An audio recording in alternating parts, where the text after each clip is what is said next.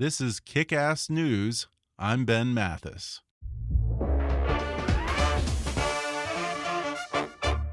Folks, do you enjoy listening to Kick-Ass News?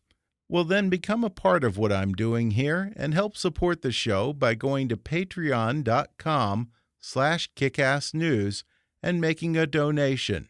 Your encouragement and support is always appreciated. And now, enjoy the podcast. And in Berkeley, California last night, the granddaughter of William Randolph Hearst was abducted by two men and a girl in a bizarre kidnapping. Patricia Campbell Hearst, a 19-year-old student, was taken from her apartment, and her fiancé, Stephen Weed, was beaten and had to be hospitalized. Police and the FBI have begun an intensive investigation. Tom Pettit reports. Patricia Hearst lived in a quiet, well-to-do section of Berkeley. The FBI and Berkeley police have no real leads in trying to find the kidnappers and their motive. All they know is that Miss Hearst was dragged away last night after two black men beat up her fiancé and a neighbor who tried to help. Her fiancé said from his hospital bed today the abductors acted like commandos. So far, there has been no ransom demand. The FBI is not ignoring the possibility that Miss Hearst was taken by some kind of organization, but they just don't know. Tom Pettit, NBC News, San Francisco. The 1974 kidnapping of Patricia Hearst, granddaughter to the newspaper tycoon William Randolph Hearst, sent shockwaves across America at a time when the country was already on the verge of a nervous breakdown in the wake of Vietnam, Watergate, violent unrest, and a string of political assassinations. From the outset, it was billed as the crime of the decade, but no one could have predicted just how strange this story would get by the time authorities finally caught up to the teenage heiress. You might think you know all there is to know about the kidnapping of Patricia Hearst, but it turns out there's a lot more to the odd tale of the scion to one of America's biggest fortunes and the ragtag group of hippie militants who held her hostage and then turned her into one of their own. It's covered in the first book in 30 years to re-examine the case. It's called American Heiress, the Wild Saga of the Kidnapping, Crimes, and Trial of Patty Hearst, by my guest today, Jeffrey Toobin. He's a best-selling author, journalist, and lawyer who graduated from Harvard Law School, where he was classmates with Supreme Court Justice Elena Kagan. He's made a name for himself providing broadcast legal analysis on many high-profile cases, including the investigations and trial of Michael Jackson and O.J. Simpson, and the independent counsel's investigation of President Clinton. In 1994, Toobin broke the story in The New Yorker that the O.J. Simpson legal team planned to play the race card by accusing Mark Fuhrman of planting evidence, and he received an Emmy Award in 2000 for his coverage of the Elian Gonzalez custody saga. In 2002, he joined CNN as their senior legal analyst, and he also serves as a staff writer for The New Yorker magazine. He's the best-selling author of The Nine, Inside the Secret World of the Supreme Court, for which he won the J. Anthony Lucas Book Prize, as well as his books Too Close to Call, A Vast Conspiracy, The Oath, and the run of his life, The People vs. O.J. Simpson, which was made into a critically acclaimed television series for FX Network this year. His latest book, American Heiress, is in its fourth week in the top of the New York Times bestseller list, and today he'll reveal some of the things you might not have known about the Patty Hearst kidnapping, including the bizarre story of her captors, Donald DeFreeze and the Symbionese Liberation Army, some of the desperate measures the FBI resorted to in the effort to find her, and her strange transformation from captive to criminal. We talk about how the case influenced media coverage of breaking news events. We discuss the defense strategy offered by Hearst's celebrity attorney F. Lee Bailey and how that backfired, and how the Patty Hearst saga came to be synonymous with the concept of Stockholm Syndrome. Plus, I'll get Jeff's expert legal opinion on whether O.J. might soon get parole. Coming up with CNN legal analyst and best-selling author Jeffrey Toobin in just a moment.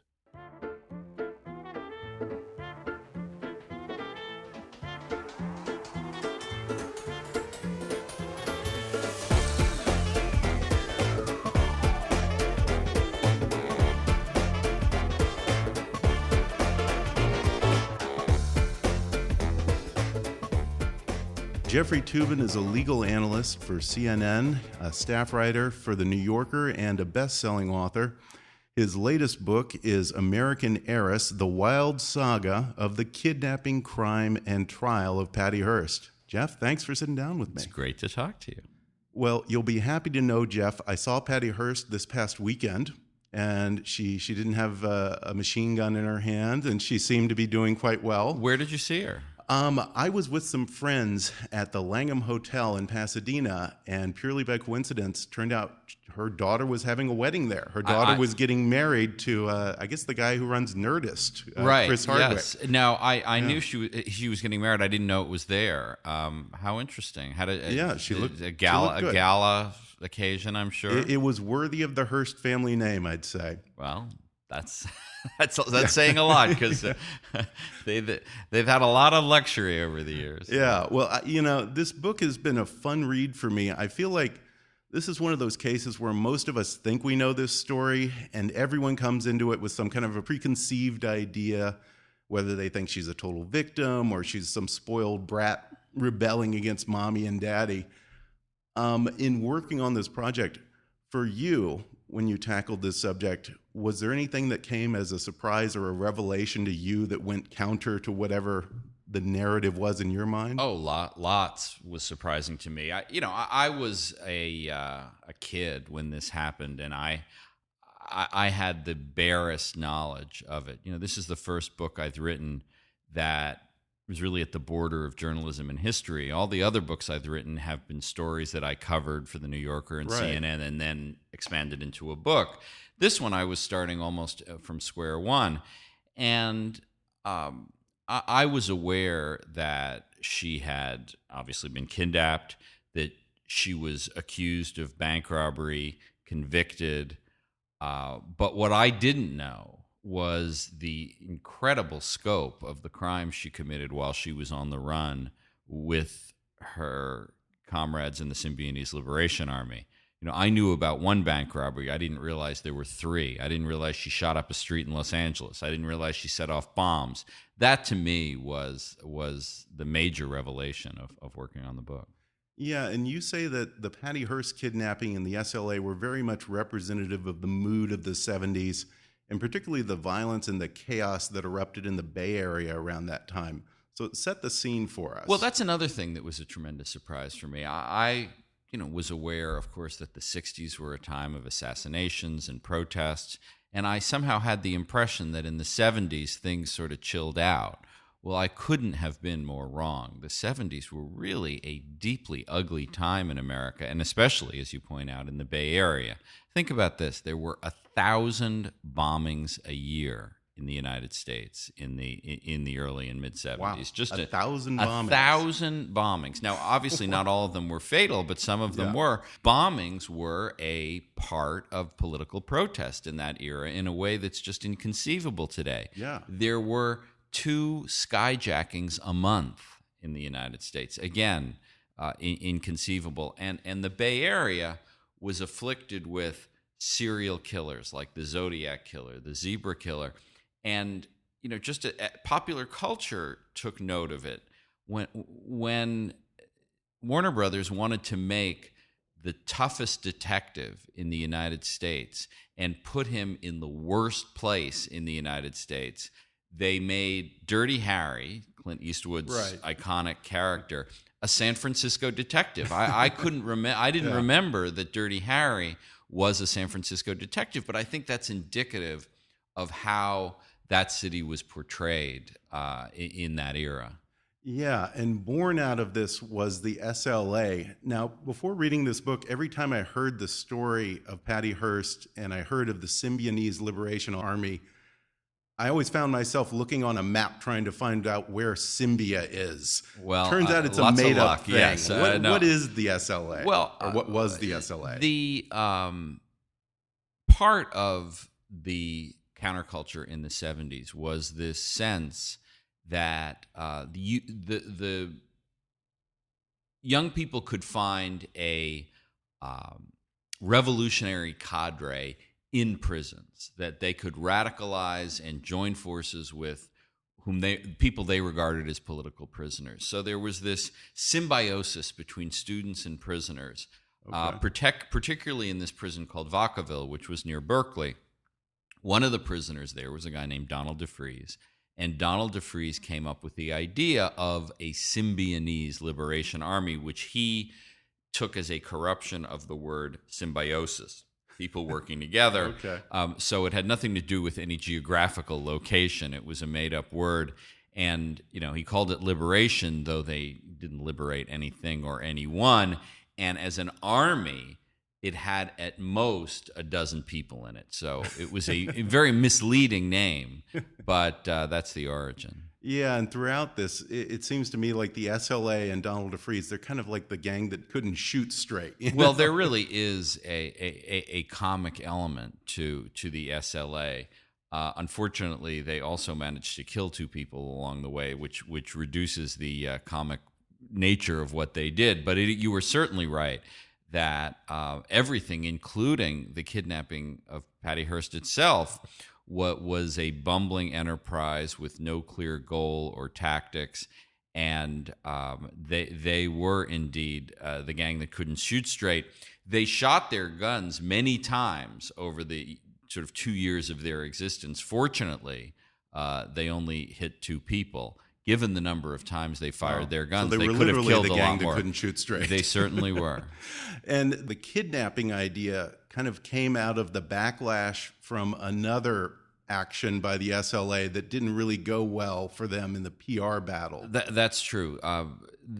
Donald DeFries wound up escaping from prison and hooked up with his friends in Berkeley. And he became obsessed with this local political figure, Marcus Foster, who was the Oakland school superintendent, really a heroic figure, an African-American from Philadelphia. But DeFries got it into his head that Foster was a sellout, and he wound up with 2 of his comrades assassinating Marcus Foster in cold blood in November of 1973. This alienated the SLA from virtually all of the counterculture, even radicals like the Black Panthers and the Weather Underground. There was an injection of new people after the Foster assassination from, of all places, the Indiana University Theater program. and those people decided, with this whole murder thing is not really a great idea, but maybe we should kidnap someone, and that would really make a splash in a way that was a little less alienating than another assassination. And how did they arrive at Patty Hearst as a potential target? Well, it was really just it was a matter of crazy coincidence. As they were plotting, there was an engagement announcement in the San Francisco Examiner, which was a Hearst paper, and Patricia Hearst's engagement was announced to Stephen Weed, who was her boyfriend, a graduate student at the University of California.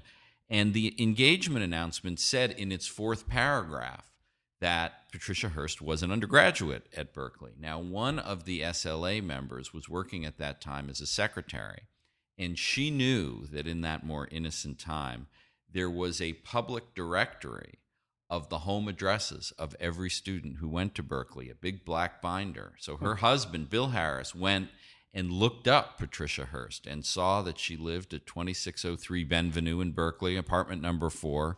So they started staking her out, but they knew almost nothing about her except that she was a college student and that she was the granddaughter of William Randolph Hearst. Well, amazingly, against all odds, they managed to pull this off. And it seems to me that throughout most of the book, it's the Hearst family that's running the investigation, not the FBI.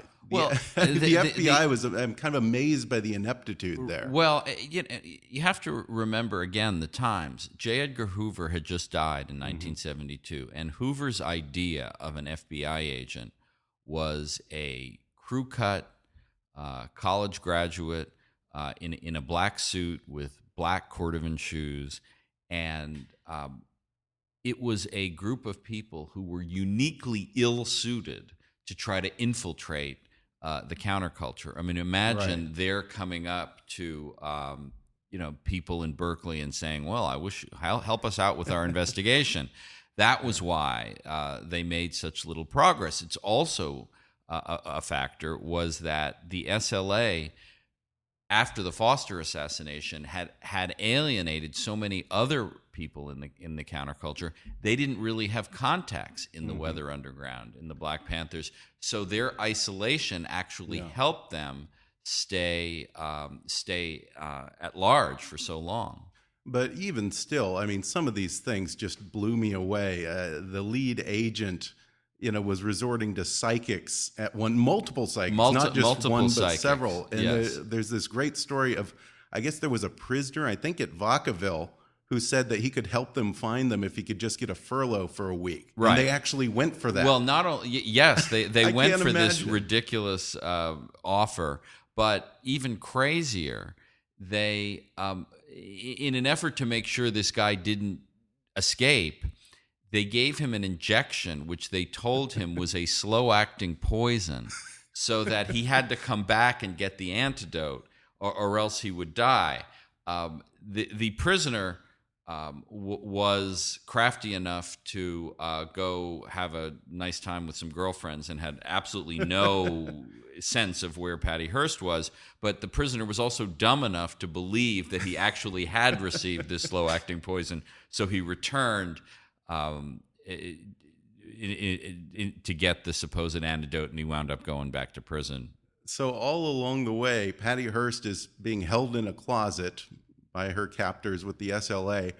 At a certain point, she turns. Can you point to any particular moment in this story that was the turning point when Patty Hearst turned from being a captive to an active participant in the SLA? I can't point to a specific moment, but I can describe the circumstances. The SLA put her in a closet in Daly City, a blue-collar suburb of San Francisco. But in short order, they started opening the door and giving her propaganda. In particular, they assigned one of their members, a guy named Willie Wolfe, who came from a background somewhat similar to Patricia's. He was the son of a physician. He'd gone to prep school. He'd gone to Berkeley. He was someone who came out of Patricia's world and spoke her language. And he actually wound up seducing her in every sense of the word. He wound up encouraging her to join with them, and she was in a uniquely vulnerable position. She was just 19 years old when she was kidnapped. She was living with Stephen Weed, but they were getting along poorly. She wanted to get out of her engagement, but she also was not getting along with her mother, who didn't approve of Stephen Weed. So she was whipsawed between these worlds, and like a lot of people in the 70s, she was looking for alternatives. And in this most bizarre circumstance, she did, in my opinion, become part of the Symbionese Liberation Army. Yeah, and her big debut, if you will, was the Hibernia bank heist, where she's seen in the famous camera footage holding a gun in the beret and all that. And the camera footage is very important, because when the SLA was looking for a bank to rob, they were looking for a new technology at the time, which was a security camera. They wanted to show off their prize recruit. So when they went into the Hibernia Bank in the Sunset section of San Francisco, they positioned Patricia precisely where they knew the camera was pointed. And it did produce these iconic photographs of Patricia and her machine gun participating in this robbery, which was a terrific success. We're going to take a quick break, and then I'll be back to talk more with author and CNN legal analyst Jeffrey Toobin when we come back in just a moment.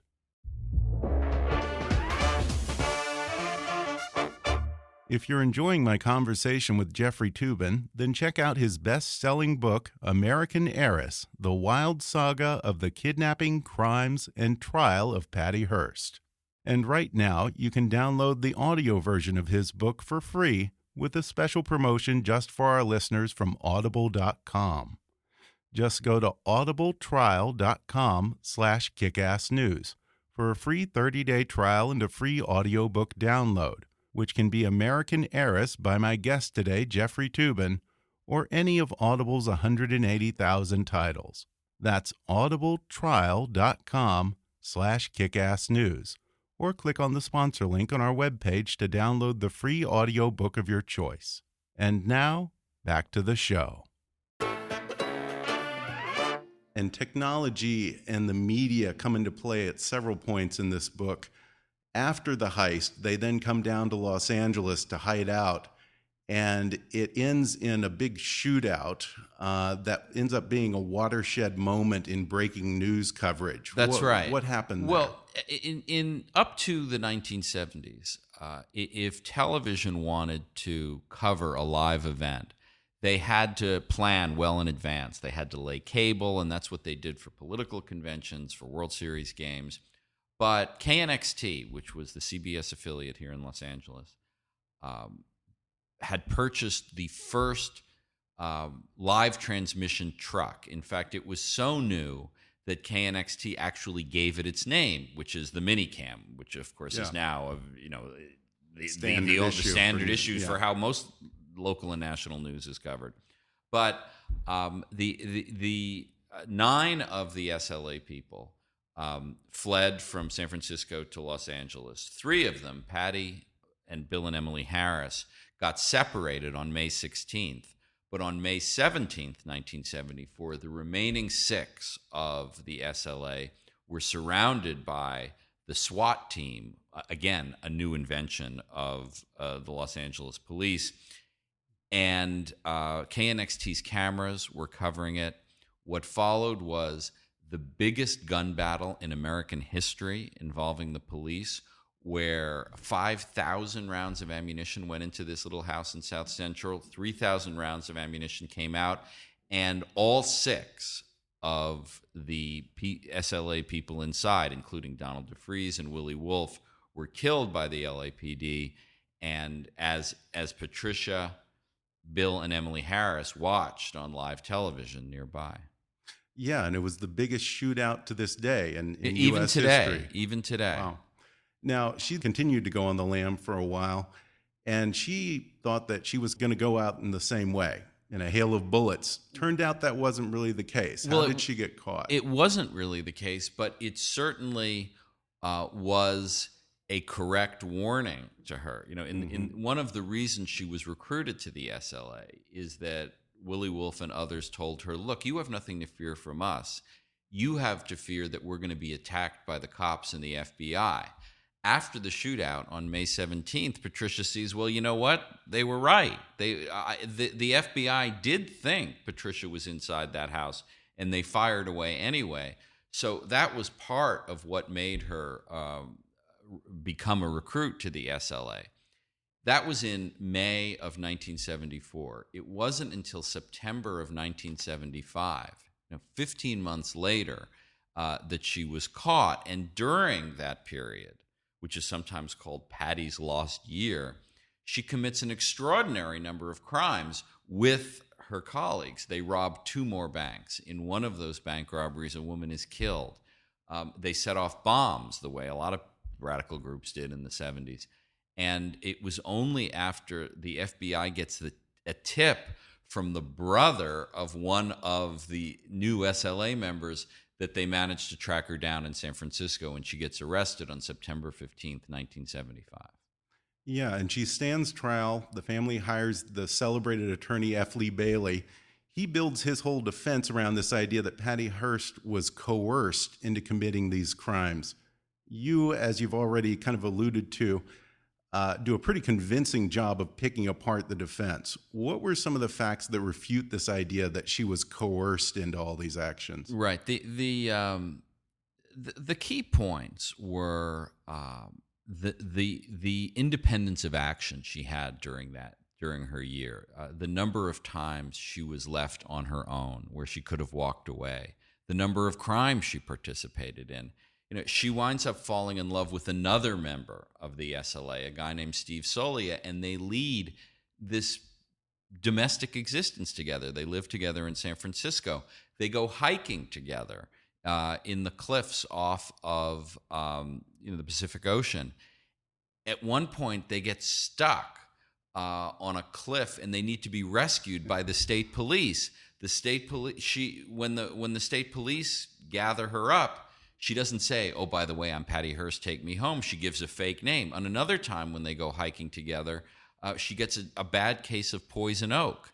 The two of them go to a hospital to get treatment. She doesn't say, "I'm Patty Hearst, take me home." She gives a fake name because she is, on the run. And then, when she finally is arrested in San Francisco, she gets booked the way anybody gets booked: name, address, occupation, and she gives as her occupation urban guerrilla, which was pretty accurate. That's how she was making a living. But the name that she gives them is Patty Hearst. She doesn't tell them she's Tanya. Well, she says she's also known as Tanya, okay. which Okay. I think is accurate to this day. Well, her attorney, F. Lee Bailey, although he was a celebrity lawyer, he didn't necessarily have the best track record as a defense attorney. If you could point to one thing in the trial that was his biggest mistake, what would that be? One very clear mistake. He wanted to put her on the witness stand to talk about how terrorized she was by her kidnapping, which is an understandable motivation because it was certainly a terrifying experience. But the problem of putting her on the witness stand was opening up cross-examination, and Bailey thought that by putting her on the witness stand to talk about her kidnapping and how she was coerced into robbing the Hibernia Bank, he could get the judge to rule as off limits her other crimes while she was on the run, the other two bank robberies, shooting up a street in Los Angeles.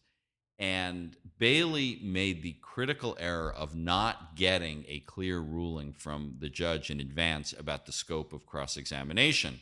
So she gave her direct testimony, which was quite compelling, and about how terrifying her initial ordeal had been. But when the prosecutor got up to cross-examine and started asking about all these other crimes, the judge allowed that questioning. Bailey had no other choice at that point but to instruct Patricia to take the fifth, to refuse to answer questions in front of the jury about those other subjects. Taking the fifth in front of the jury is certainly a recipe for conviction, and that's exactly what happened here. Yeah, and it didn't go her way. She went to prison, but gradually public sentiment started to shift to Patty Hearst's side, eventually culminating in a commutation and eventual pardon even. What changed in those years? Well, the thing that changed very shortly after her conviction was another example of California craziness in the 1970s. The Reverend Jim Jones, who led this cult called the People's Temple in San Francisco, Massacre. Took his followers down to Guyana in South America, and they wound up committing mass suicide together. 900 people committed suicide. It led to this huge interest in the United States in the subject of brainwashing. How could people do something that was so counter to their own interests?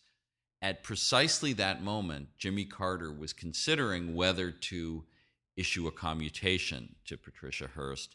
And in light of the Jonestown massacre, he said, I don't think she was in her right mind, and I'm going to give her a commutation. So instead of serving 7 years as she was sentenced to, she only served 22 months.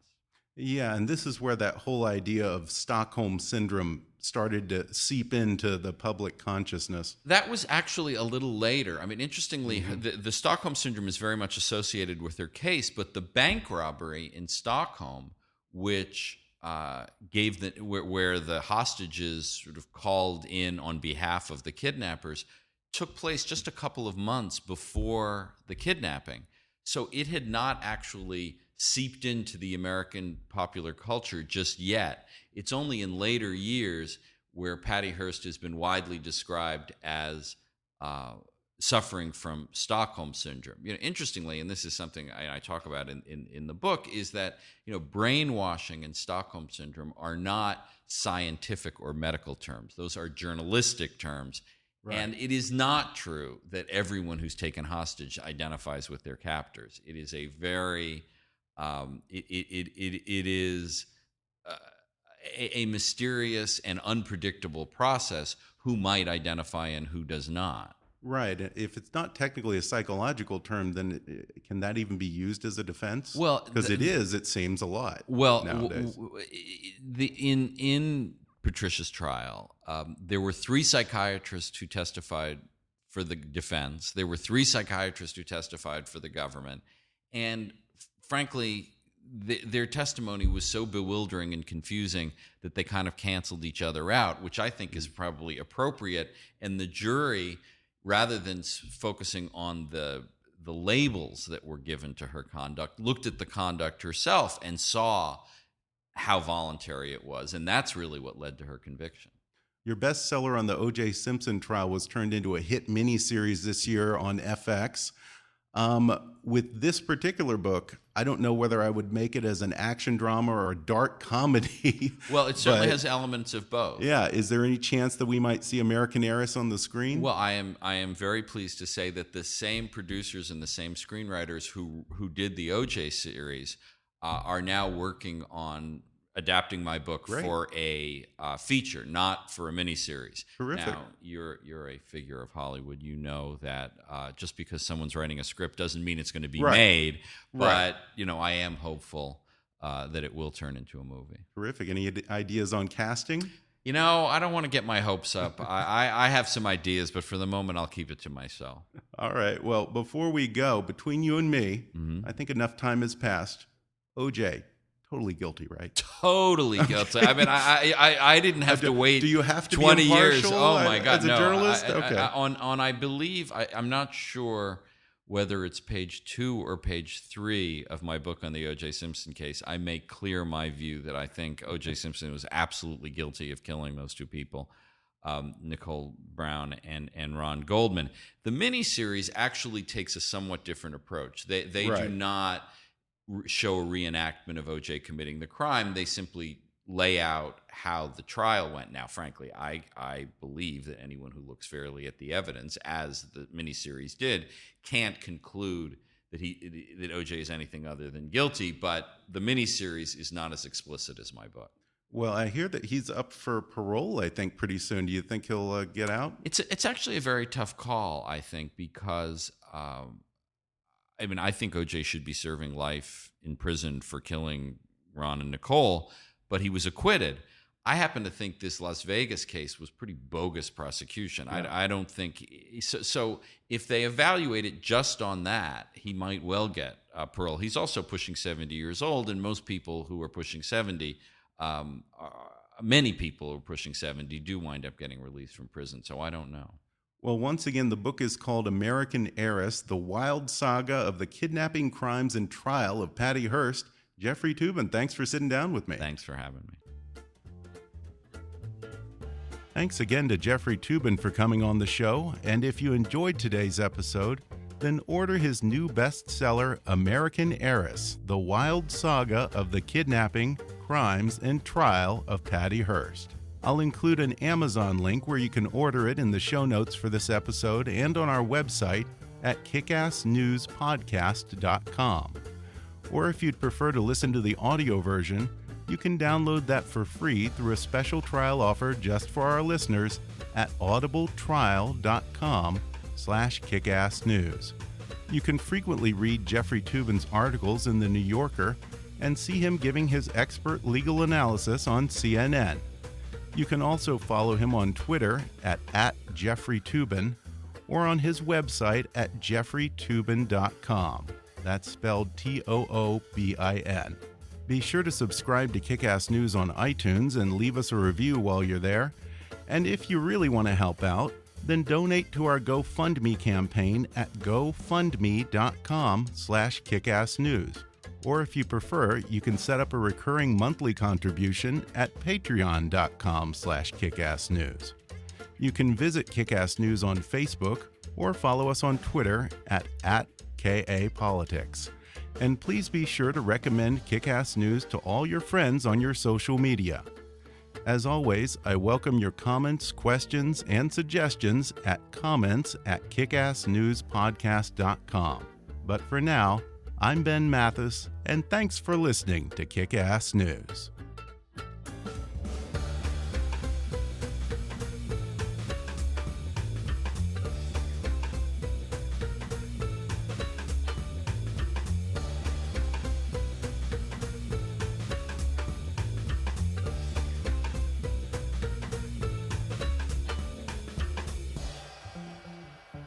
Kick-Ass News is a trademark of Mathis Entertainment, Inc.